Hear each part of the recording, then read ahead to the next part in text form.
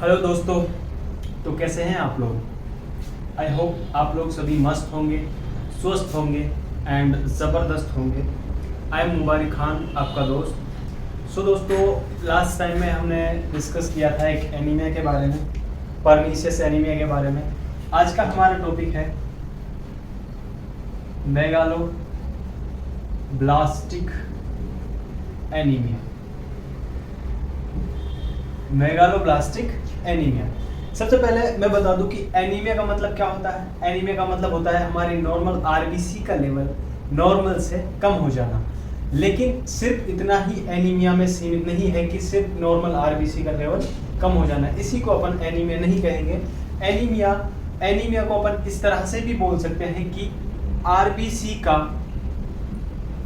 O2 carrying capacity, O2 carrying capacity, O2 ले जाने की जो क्षमता है आरबीसी की, वो नॉर्मल से कम हो जाना, इसको अपन एनीमिया कहेंगे। देखो, आरबीसी का लेवल कम हो जाएगा तब भी आरबीसी नॉर्मल O2 जितना ले जाना चाहिए उतना O2 नहीं लेके जा सकती। दूसरी कंडीशन, अपन ने कल परनीशियस एनीमिया पढ़ा था, उसमें भी आरबीसी का लेवल नॉर्मल से ज्यादा, साइज इसका बड़ा क्या है,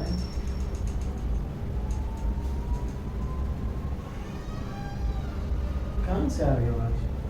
अभी डिस्टर्ब नहीं करना, कोई भी है तो चुपचाप। हाँ, तो हम पढ़ रहे थे आरबीसी का लेवल, आरबीसी की O2 कैरिंग कैपेसिटी कम होने को अपन एनीमिया कहते हैं। जैसे कि परनीशियस एनीमिया में आरबीसी का साइज जो है नॉर्मल से ज्यादा रहता है, तो ये नॉर्मल से ज्यादा होने की कंडीशन में भी आरबीसी पूरी तरह से O2 की सप्लाई नहीं कर सकती है।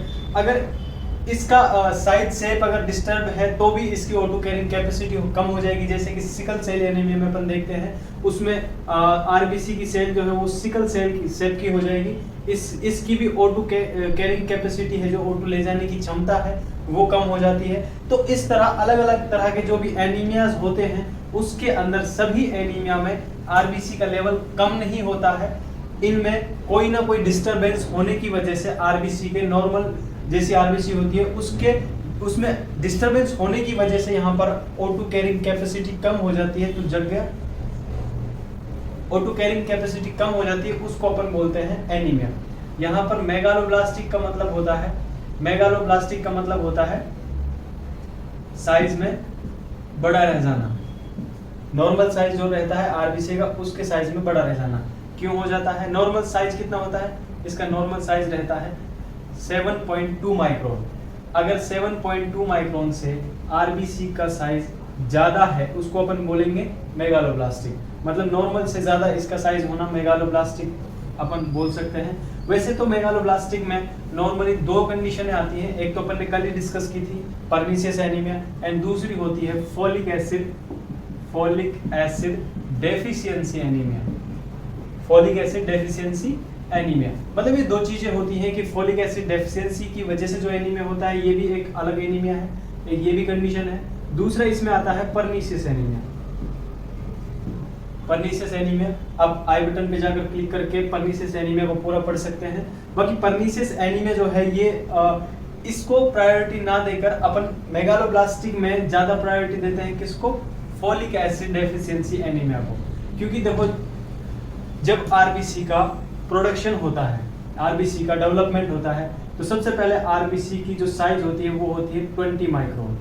ठीक है, 20 माइक्रोन से ये कम होते होते, जैसे मानो 16 हो गई, फिर 14 हो गई, फिर मानो 10 माइक्रोन हो गई। इस तरह से करते करते इसका साइज घटता रहता है। डेवलपमेंट जैसे जैसे होता है इसका, उसी तरह से इसका साइज कम होता जाता है। और एंड देन ये कन्वर्ट हो जाती है रेटिक्यूलोसाइट में, रेटिक्यूलोसाइट के अंदर कन्वर्ट हो जाती है। अभी रेटिक्यूलोसाइट के अंदर कन्वर्ट होने के बाद में फिर इसका मैचुरेशन होना होता है। मैचुरेशन बाकी रह जाता है इसका लास्ट में।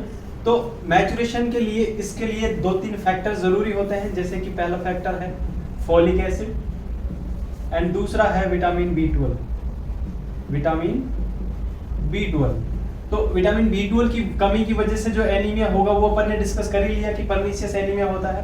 एंड मेन जो है वो क्या है? Folic acid. ये दो कंपोनेंट बहुत ज्यादा जरूरी हैं इसको मैच्योरेशन करने के लिए। मैच्योर होने के बाद में इसका साइज कितना हो जाएगा? 7.2 माइक्रोन। ठीक है, 7.2 माइक्रोन इसका नॉर्मल साइज है, वो मैच्योरेशन के बाद होगा। लेकिन अगर इसके अंदर फोलिक एसिड नहीं है, अगर अपन क्या पढ़ रहे हैं, मेगालोब्लास्टिक एनीमिया। मेगालोब्लास्टिक एनीमिया वो एनीमिया है जो किसकी वजह से होता है, फोलिक एसिड डेफिशिएंसी की वजह से। इनमें मेनली वैसे तो विटामिन B12 की डेफिशिएंसी की वजह से जो एनीमिया होता है, पर्निशियस एनीमिया, उसको भी अपन इसी में रखते हैं, लेकिन मेन प्रायोरिटी अपन देते हैं किसको, फोलिक एसिड डेफिशिएंसी एनीमिया को, उसको अपन बोलते हैं मेगालोब्लास्टिक एनीमिया। अब इसके अंदर क्या होगा, अगर यहाँ पर फोलिक एसिड नहीं है तो इसकी वजह से क्या होगा, ये मैचुरेशन नहीं होगा। अगर मैचुरेशन नहीं होगा तो इसका साइज कितना हो, 7.2 माइक्रोन तक नॉर्मल नहीं आएगा। अगर इसका साइज 7.2 माइक्रोन तक नहीं आएगा देन कितना रहेगा, ये 7.2 से ज्यादा रहेगा, कितना भी रह सकता है। तो अगर इसका साइज 7.2 माइक्रोन से ज्यादा है तो ये साइज मतलब बड़ा है, तो इसी को अपन बोलते हैं मेगालोब्लास्टिक एनीमिया। और यहाँ पर आरबीसी की जो मॉर्फोलॉजी होगी, मॉर्फोलॉजी ऑफ आरबीसी, यहाँ पर मॉर्फोलॉजी क्या होगी आरबीसी की, वो होगी macrocytic, macrocytic and hypochromic. Hypochromic, macrocytic का मतलब क्या होता है, मैक्रो का मतलब होता है बड़ा, ठीक है, मैक्रो का मतलब होता है बड़ा, साइटिक का मतलब होता है साइज से, हाइपो का मतलब होता है कम, एंड क्रोमिक का मतलब होता है कलर से, ठीक है, क्रोमिक का मतलब होता है कलर से। अब मैक्रो का मतलब बड़ा साइज, किसका बड़ा साइज, सेल का बड़ा साइज। कौन सी सेल की बात कर रहे हैं अपन, आरबीसी की बात कर रहे हैं। तो यहाँ पर सेल का बड़ा साइज रह जाना, अपन ने पढ़ा है कि यहाँ पर आरबीसी का सेल का साइज कैसे बड़ा रह जाता है, 7.2 माइक्रोन से अगर ज्यादा है इसका साइज, तो ये क्या कहलाएगी, मैक्रोसाइटिक कहलाएगी। इसमें आरबीसी की मॉर्फोलॉजी कैसी होगी, मैक्रोसाइटिक होगी एंड हाइपोक्रोमिक होगी। हाइपोक्रोमिक क्यों होगी, क्रोमिक का मतलब है कलर से। तो इसमें आरबीसी का जो नॉर्मल कलर होता है, नॉर्मल कलर आरबीसी का होता है ब्राइट रेड, लाल चटक अपन को आरबीसी देखने को मिलती है। तो यहाँ पर कैसा होगा, इसका फीका कलर पड़ जाएगा, कलर इसका जैसा रेड होना चाहिए उस तरह का लाल कलर नहीं होगा, तो कैसा होगा, ये होगा हाइपोक्रोमिक कलर इसका। हाइपोक्रोमिक क्यों होगा, देखो हाइपोक्रोमिक इसलिए होगा क्योंकि जो अपन फोलिक एसिड डेफिशिएंसी पढ़ रहे हैं, फोलिक एसिड डेफिशिएंसी की वजह से ये एनीमिया हो रहा है। तो अगर फोलिक एसिड डेफिशिएंसी की एनीमिया की कमी है, यहाँ पर फोलिक एसिड डेफिशिएंसी है, यहाँ पर फोलिक एसिड की कमी है यहाँ पर, तो क्या होगा, अपन पहले ये जानते हैं कि फोलिक एसिड काम क्या करता है। देखो जब आयरन आता है, अपन आयरन लेते हैं, आयरन अपन डाइट में लेते हैं, ये इसोफेगस के अंदर जाता है, ये अपनी जीआईटी के अंदर जाता है, तो और ये यहाँ पर कहाँ पर डाइजेस्ट होता है, D1 के अंदर, ड्यूडिनम के D1 वाले पार्ट में डाइजेस्ट होता है आयरन। लेकिन इसको डाइजेस्ट होने के लिए एक और फैक्टर की जरूरत होती है जिसको अपन बोलते हैं फोलिक एसिड। कहने का मतलब है कि फोलिक एसिड जो है वो आयरन के एब्जॉर्प्शन में मदद करता है, और अपन ने पहले भी पढ़ चुके हैं। अगर नहीं भी आपने देखी है वो वीडियो, तो मैं आपको बता दूं कि आयरन जो है, ये आयरन हीमोग्लोबिन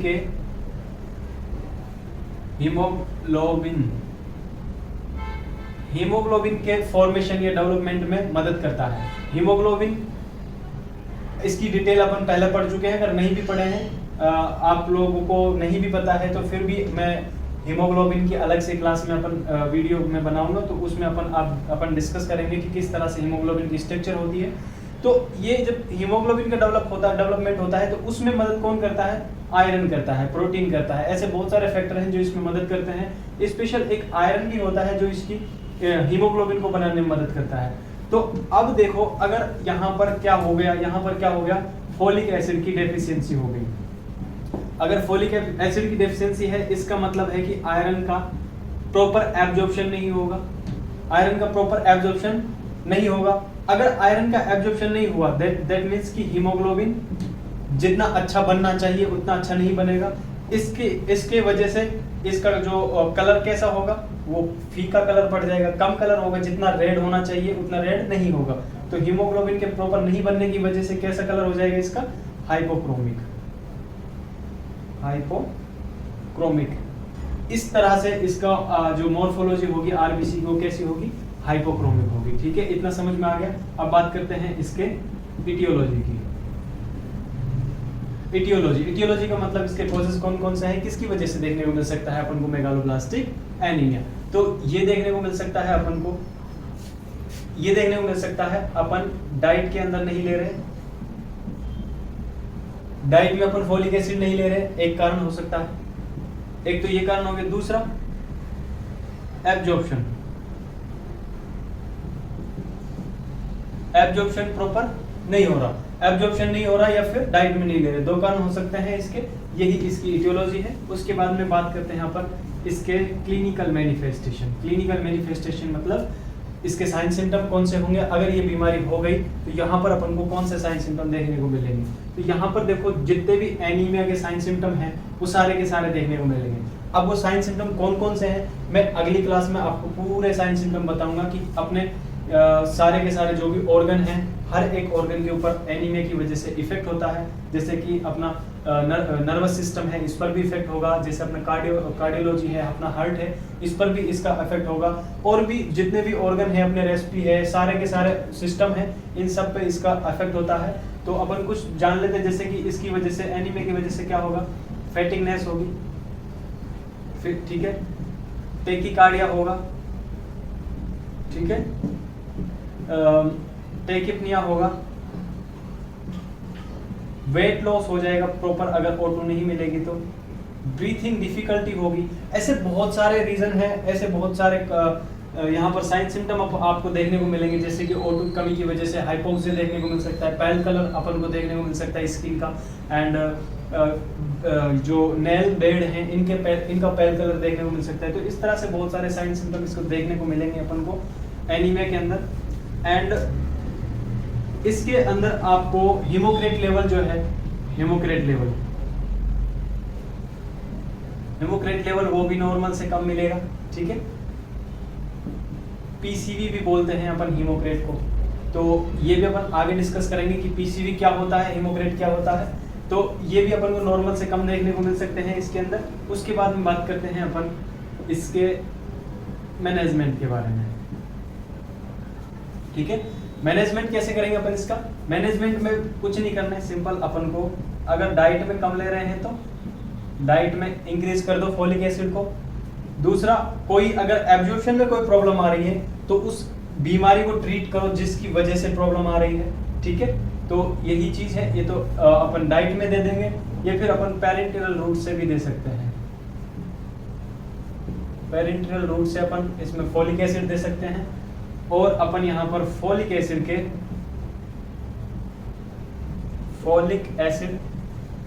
सप्लीमेंट दे सकते हैं, ठीक है। फोलिक एसिड के सप्लीमेंट दे सकते हैं। इस तरह से अपना मेगालोब्लास्टिक एनीमिया खत्म होता है। तो इसी तरह की वीडियो को देखने के लिए बने रहे मेरे साथ। मैं मुबारक खान आपका दोस्त लेके आता हूँ आपके लिए इसी तरह के इंटरेस्टिंग वीडियोस।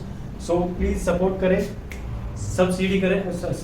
सब्सक्राइब करें चैनल को, एंड शेयर करें अपने सारे नर्सिंग के स्टूडेंट्स, अपने दोस्तों को, सबको। मिलते हैं किसी नए वीडियो में, तब तक के लिए bye bye, tata, good night.